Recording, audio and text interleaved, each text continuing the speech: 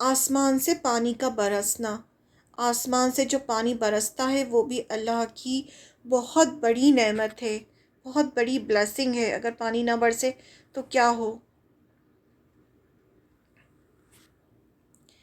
اللہ تعالیٰ کا احسان ہے کہ اللہ نے آسمان سے پانی برسایا، جو ایک صحیح اندازے سے برستا ہے، جس سے کسی کو نقصان نہیں ہوتا۔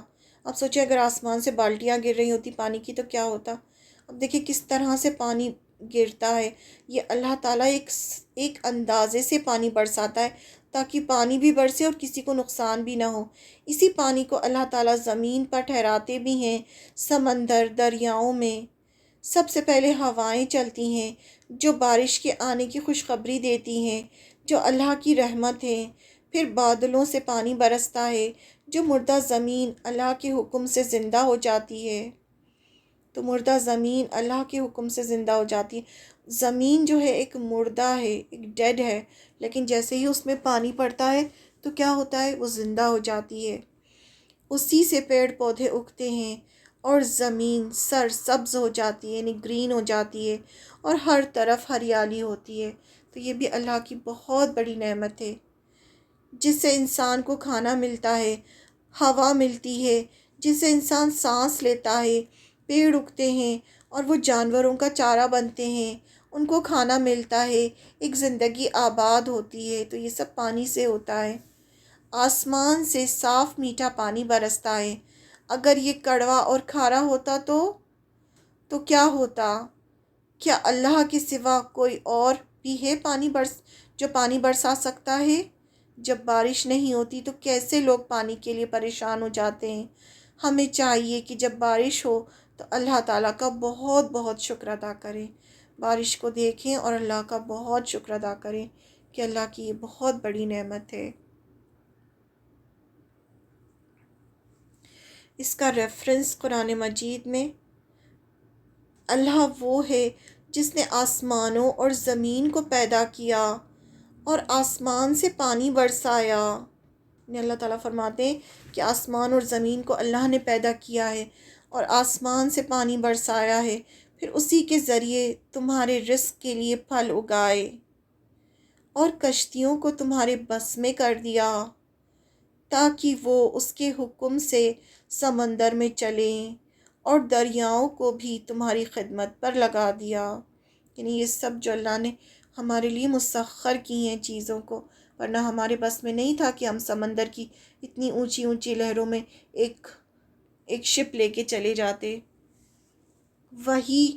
وہی تمہارے فائدے کے لیے آسمان سے پانی برساتا ہے جسے تم پیتے ہو، اور اسی سے اگائے ہوئے درختوں کو تم اپنے جانوروں کو چراتے ہو۔ یعنی یہ سب پانی سے ہو رہا ہے۔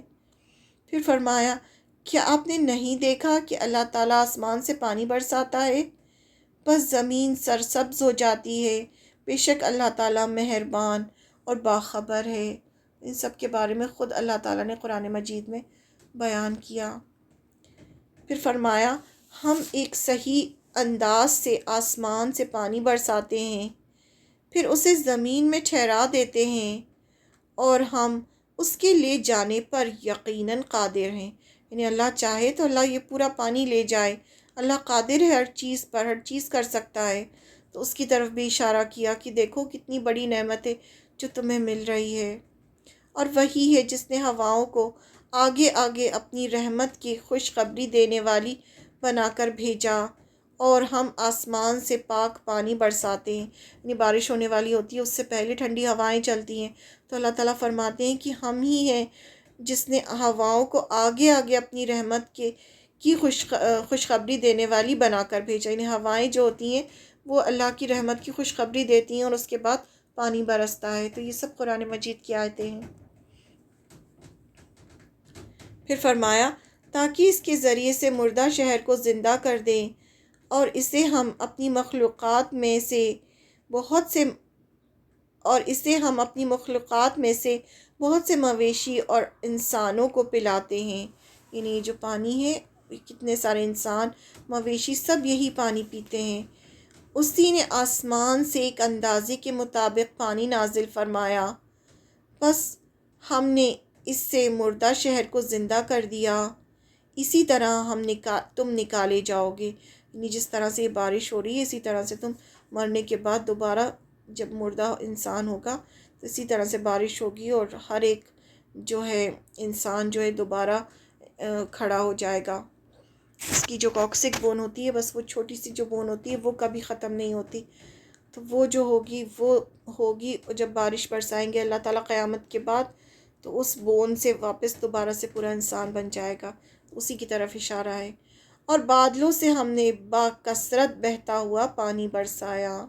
تو یہ سب اللہ کی نعمتیں ہیں، ان سب نعمتوں کو دیکھ کے ہمیں اللہ کا شکر ادا کرنا چاہیے۔